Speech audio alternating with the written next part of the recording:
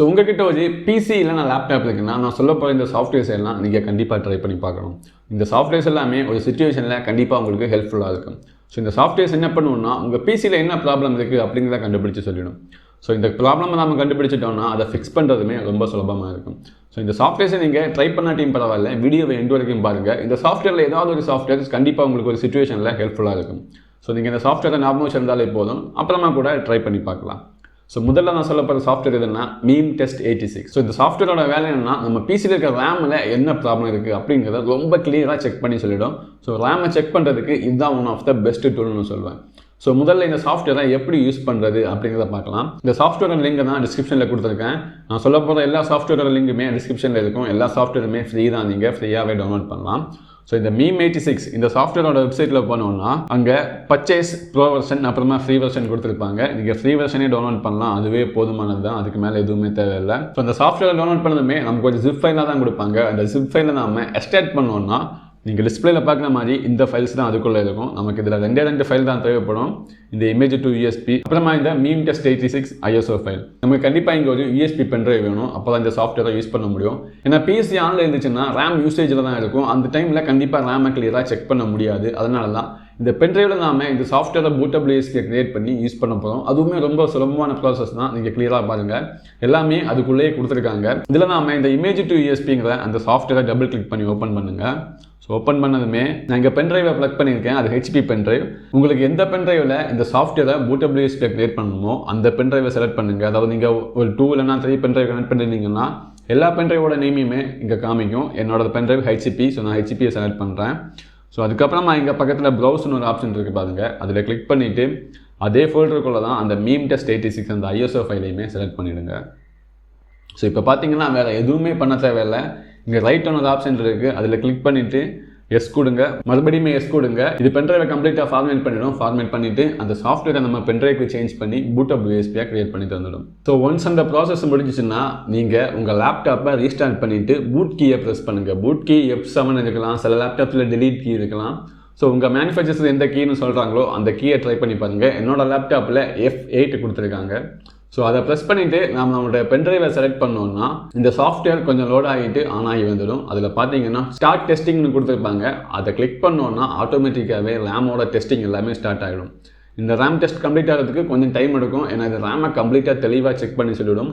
ஏதாவது எரர் இருக்குன்னா இங்கே பாருங்கள், இந்த இடத்துல எரர் காமிக்கும். என்னோட ரேமில் எந்த பிரச்சனையுமே இல்லை, நான் இதுக்கு முன்னாடி கூட இதை ரன் பண்ணி பார்த்துருக்கேன் நிறைய வாட்டி. இங்கே பார்த்தீங்கன்னா 1 of 4 டெஸ்ட், அதாவது 4 டெஸ்ட்டு ரன் ஆகிட்டு இருக்குது. இந்த 4 டெஸ்ட்டில் ஒரு டெஸ்ட் இப்போ போயிட்டு இருக்குது. இந்த டெஸ்ட் முடிஞ்சதுமே செகண்ட் டெஸ்ட்டுமே ரன் ஆகும். ஸோ அப்படியே ஒரு 4 டெஸ்ட்டுமே முடிஞ்சதுக்கப்புறமா என்ன எரர் இருக்குங்கிறத இந்த சைடில் காமிச்சிடும். ஸோ எந்த எரரும் இல்லைன்னா 0ன்னு தான் இருக்கும், டெஸ்ட்டுமே பாஸ் ஆகிடும். ரேம்லேயுமே எந்த பிரச்சனையும் இல்லை அப்படிங்கிறத நம்ம கன்ஃபார்ம் பண்ணிக்கலாம். ஸோ நீங்கள் ரேமை செக் பண்ணணும்னா கண்டிப்பாக இது one of the best software தான்.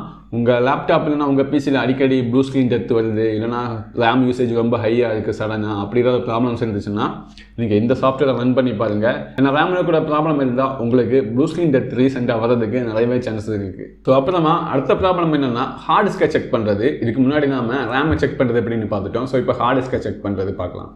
ஸோ ஹார்ட் டிஸ்க்கு கூட சில டைமில் அதிகமாக யூசேஜ் இருக்கலாம், ஓவர் டெம்பரேச்சர் ஆகலாம், இதனால் ஷட் டவுன் ஆகலாம், ஹேங் ஆகலாம் சிஸ்டம், அந்த மாதிரி ப்ராப்ளம்ஸ் கூட வரும்.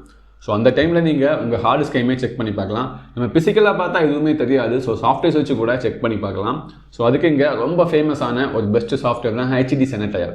ஸோ இந்த சாஃப்ட்வேர் ஃப்ரீயாக தான் இருக்குது டவுன்லோட் பண்ணுறதுக்கு. ஸோ அந்த வெப்சைட்டில் நீங்கள் போனீங்கன்னா இந்த மாதிரி தான் இருக்கும் அதோட ஸ்க்ரீன். அதில் முதல்ல ஹார்ட் டிஸ்க் Sanitizer இருக்குது பாருங்கள், அதில் எந்த வெர்ஷன் வேணாலும் நீங்கள் டவுன்லோட் பண்ணி எடுக்கலாம். இது செட்டப் பண்ணி இருக்கிறது என்னென்னா அது நீங்கள் நெக்ஸ்ட் கொடுத்து இன்ஸ்டால் பண்ணுற மாதிரி இருக்கும். அது போர்ட்டபிள்னா ஜஸ்ட் நம்ம எக்ஸ்ட்ராக்ட் பண்ணால் போதும், நம்ம அந்த சாஃப்ட்வேரை யூஸ் பண்ண ஸ்டார்ட் பண்ணலாம். நான் இங்கே போர்ட்டபிள் வெர்ஷனே டவுன்லோட் பண்ணுறேன். ஸோ அதை டவுன்லோட் பண்ணதுமே நமக்கு ஜிப் ஃபைலாக தான் கிடைக்கும், அதையுமே நாம் எக்ஸ்ட்ராக்ட் பண்ணணும். ஸோ எக்ஸ்ட்ராக்ட் பண்ணோன்னா இந்த மாதிரி தான் வரும். இது போர்ட்டபிள் வெர்ஷன், அதுதான் நிறைய ஃபைல்ஸ் இருக்குது. இதில் இங்கே பார்த்தீங்கன்னா HD Sanitizer ஒரு சாஃப்ட்வேர் இருக்கும், அதை கிளிக் பண்ணோன்னா அது ஓப்பன் ஆகி வந்துடும். ஸோ அந்த சாஃப்ட்வேர் ஓப்பன் ஆனதுமே இந்த மாதிரி தான் இன்டர்ஃபேஸ் இருக்கும். இதில் வெப்சைட்டில் பார்த்தீங்கன்னா 2 டிவைஸ் இருக்குது. இதில் ஃபஸ்ட் இருக்கிறது என்னோட ஹார்ட் டிஸ்க், இது WD ஹார்ட் டிஸ்க். இதை நான் ரீசெண்டாக கவர்மெண்ட் லேப்டாப்பில் இருந்து இதில் போட்டிருந்தேன், அதுக்கு கூட ஒரு வீடியோ போட்டிருந்தேன். அந்த ஹார்ட் டிஸ்க் தான் இது. அதுக்கு கீழே இருக்கிறது இன்டலோட NVMe SSD, என்னோட லேப்டாப்பில் இருக்கிற ப்ரைமரி NVMe SSD அதுதான். ஸோ இப்போ இங்கே ஒன்று பார்த்தீங்கன்னா இந்த WDயை பார்த்தீங்கன்னா ஹெல்த் கொடுத்துருக்காங்க பாருங்கள், WD ஹார்ட் டிஸ்க். அதுக்கு ஹெல்த் 100% இருக்குது, அதோட டெம்பரேச்சர் 34 டிகிரி இருக்குது. ஸோ எந்த பிரச்சனையுமே இல்லை. அதுவே இன்டலில் பார்த்தீங்கன்னா 86 இருக்குது அதோட ஹெல்த், அதாவது ஹெல்த் அதோட லைஃப் ஸ்பேம்னு கூட சொல்லலாம். 86% தான் இருக்குது 100ல் இருக்க வேண்டியது. ஸோ அது கொஞ்சம் கொஞ்சமாக டையிங் சுச்சுவேஷனில் வந்துட்டு இருக்கு. ஆனாலும் 86 எல்லாம் ஓகே தான், எந்த பிரச்சனையும் இல்லாமல் ரன் ஆகும். நீங்கள் டெம்பரேச்சரையும் பார்த்தீங்கன்னா கொஞ்சம் ஓவர் டெம்பரேச்சர் தான் இருக்குது, 58 வரைக்குமே போகுது. ஸோ NVMe SSDயுமே கண்டிப்பாக ஹீட் ஆகும்.